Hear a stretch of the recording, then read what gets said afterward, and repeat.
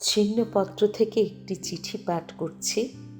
রবীন্দ্রনাথ ঠাকুর এটি লিখেছিলেন শাহজাদপুর থেকে 1891 সালের ফেব্রুয়ারি মাসে। এখানকার পোস্টমাস্টার একদিন সন্ধ্যের সময় এসে আমার সঙ্গে এই রকম ডাকের চিঠি যাতায়াত সম্বন্ধে নানা গল্প জুড়ে দেয়।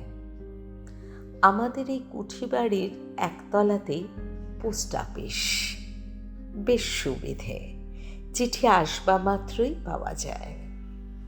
পোস্টমাস্টারের গল্প শুনতে আমার বেশ লাগে।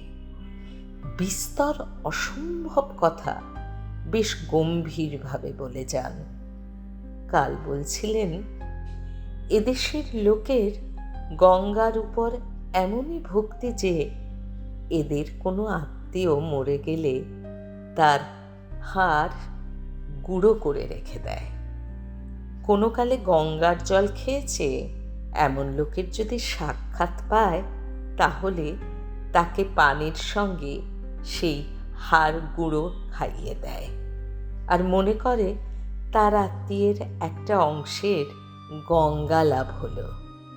আমি হাসতে হাসতে বললুম, এটা বোধহয় গল্প। তিনি খুব গম্ভীরভাবে চিন্তা করে স্বীকার করলেন, তা হতে পারে। আজ এইটুকুই। নমস্কার।